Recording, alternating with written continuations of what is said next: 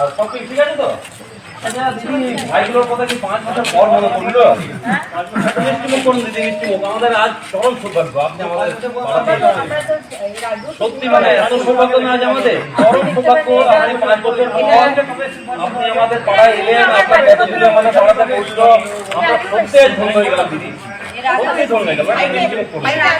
হ্যাঁ সত্যি ভাই খাবে, মিষ্টি খাবে দিদি। আপনি আগে খান, আমরা আগে আপনাকে আপনাকে খাওয়াই দিদি।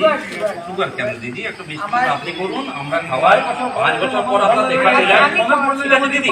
সত্যি ভাইগুলোর কথা আপনার 5 বছর পর মনে পড়েছে, আমরা আজকে সত্যি ধন্য হয়ে গেছি দিদি। ঠিক আছে দিদি, এই দিদি আপনার বিধানসভার মানে আমরা তো ভোটার, সাধারণ ভোটার ধরুন, আমরা একটু আপনার মানে কয়েকটা প্রশ্ন আপনার মনে আছে, যদি কাইন্ডলি একটু উত্তরটা দিয়ে যান দিদি। বলছি ধরুন আমরা তো এই 27 নম্বর বিধানসভাটা তো আমরা মনে হয় ভুলে গেছি যে আপনার তো দক্ষিণ বিধানসভার মধ্যে পড়ছে কিনা, কারণ 7 নম্বর ওয়ার্ডটা, ঠিক আছে? তো এটা আমরা ধরুন 87 নম্বর ওয়ার্ডের যে আমাদের 222 নম্বর বুথ, আমরা এটা ব্রাহ্মণপাড়া। তো আপনি তো ধরুন মোটামুটি এইখানকার বিধায়িকা হয়ে গেছেন আজকে 5 বছর হয়ে গেল। তো একটা কোশ্চেন ছিল দিদি, আমাদের বিধায়ক অফিসটা কোথায় আসানসোলে?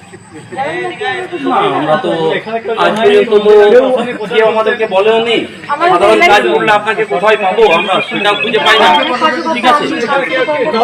আমাদের এটা বলেনি যে দিদির অফিসটা কোথায়, মানে আমরা তো হঠাৎ ভাবি যে দিদি তো প্রায় কলকাতায় থাকেন, কাজ করে থাকলে আমরা কোথায় যাবো?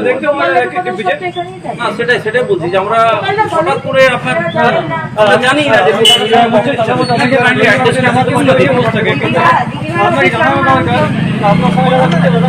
কেউ জানাই না আমাদের দিদিকে গেলে আমাদের কাজের জন্য সবাই, আপনিও মানুষের কাজ করছেন, আমিও মানুষের কাজ করছি, তো কে পার্টি অফিসে বসে কিন্তু কেউ তো জানানো দরকার যে আমাদের বিধায়কের কাছে পাবো, গেলে আমরা কোথায় পাবো? রিকশাওয়ালার কাছে আমাদের এখানে ফোন নাম্বারটা রিকশাওয়ালার কাছে, কাজের ব্যাপারে আমরা দিদির সাথে কোথায় যোগাযোগ করব? আমি মনে করব সেটা আমরা পাচ্ছি, কোনো অসুবিধা নেই। হ্যাঁ হ্যাঁ ধন্যবাদ জানেন যে দিদি আমাদেরকে আমাদের বুথের জন্য অন্তত একটা কাজ করেছে, আমি পুরো জানি না ঠিক আছে যাচ্ছি না, আমি একটা কাজ করেছেন আমাদের বুথের জন্য, ঠিক আছে?